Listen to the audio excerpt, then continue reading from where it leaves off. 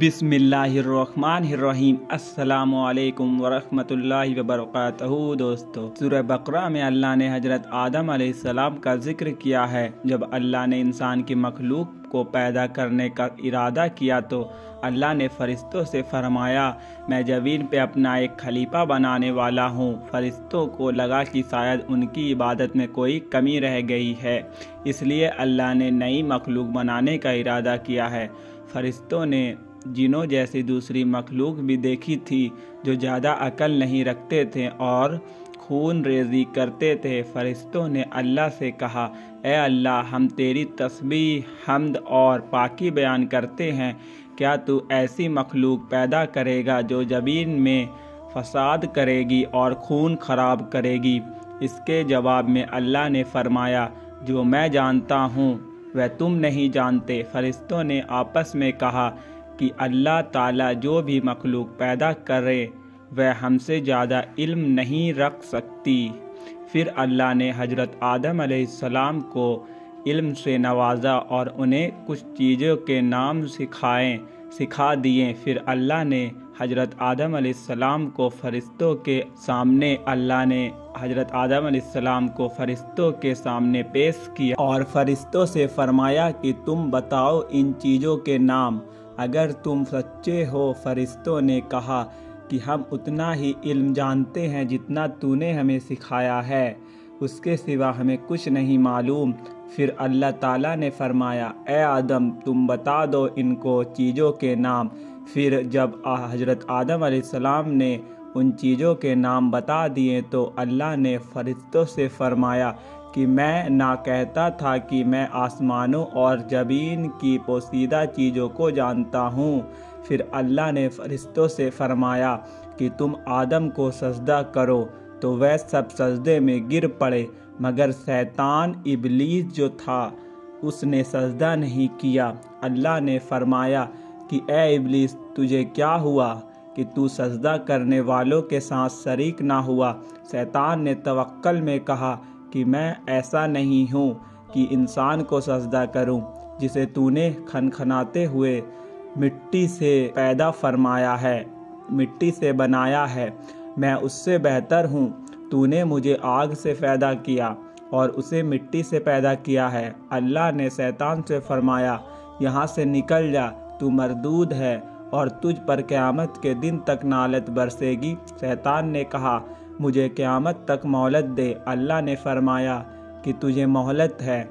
शैतान ने अल्लाह से कहा कि तूने मुझे गुमराह किया है। मैं कसम खाता हूँ कि मैं इंसान की सीधी राह पर बैठूँगा, फिर मैं उन पर हमला करूँगा, उनके आगे से, उनके पीछे से, उनके दाएं से, उनके बाएं से हमला करूँगा और उनसे अक्सर को तो शुक्रगुजार नहीं पाएगा। अल्लाह ने फरमाया, यहाँ से निकल जा जलील ख़ार, जो उनमें से तेरा कहना मानेगा तो मैं ज़रूर तुम सबको जहन्नम से भर दूंगा। बेशक मेरे ख़ास बंदों पर तेरा जरा नहीं चलेगा। जन्नत की सारी नेमतों के बावजूद आदम अलैहिस्सलाम जन्नत में अकेला महसूस करते थे।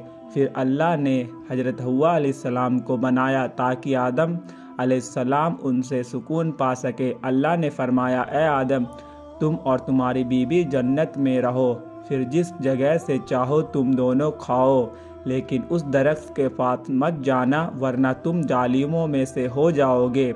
फिर शैतान ने उन दोनों के दिल में वसवसे डाला और कहने लगा, तुम्हारे रब ने तुम दोनों को इस दरख्त से इसलिए मना किया था कि तुम कहीं फरिश्ते ना बन जाओ या कहीं हमेशा जिंदा रहने वालों में ना हो जाओ।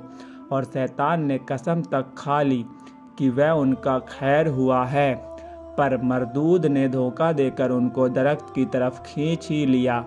जब हजरत आदम अलैहिस्सलाम और हजरत हव्वा अलैहिस्सलाम ने दरख्त के फल को खा लिया तो उनके सतर की चीज़ें खुल गई और वह दरख्तों के पत्तों को तोड़ कर अपने ऊपर चिपकाने लगे और सतर छुपाने लगे। फिर अल्लाह ने उनको पुकारा और फरमाया, क्या मैं तुम दोनों को इस दरख्त से मना ना कर चुका था और यह ना कह चुका था कि शैतान तुम्हारा खुला दुश्मन है? हजरत आदम और हजरत हव्वा अलैहिस्सलाम ने कहा कि ए हमारे रब, ہم نے آپ نے اوپر ظلم کیا، اور اگر آپ ہمیں نہ بخشے اور ہم پر رحم نہ فرمائے تو ہم پھر تو ضرور تباہ ہو جائیں گے۔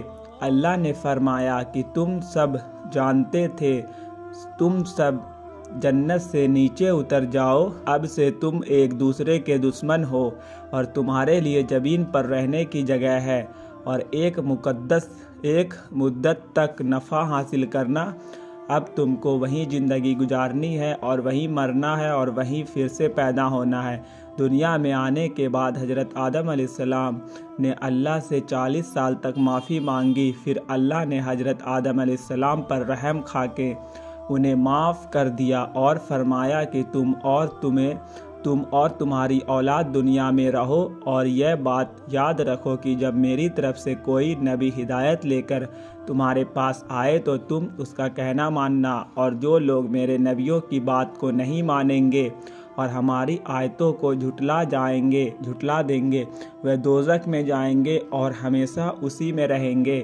پھر حضرت آدم علیہ السلام اور حضرت حوا علیہ السلام دنیا میں رہنے لگے، انہی سے انسانوں کی نسل شروع ہوئی۔ حضرت آدم علیہ السلام تقریباً 900 سال زندہ رہ کر وفات پا گئے۔ قرآن کے اس واقعے سے ہمیں یہ ہدایت ملتی ہے کہ جب شیطان نے غلطی کی تو اس نے معافی مانگنے کی بجائے توکل کیا اور اللہ کو ہی اپنی گمراہی کا الزام دیا، پر جب آدم علیہ السلام سے غلطی ہوئی تو انہوں نے اپنی غلطی مانی اور فوراً توبہ کری، اور تب تک معافی مانگتے رہے جب تک اللہ کو راضی نہ کر لیا۔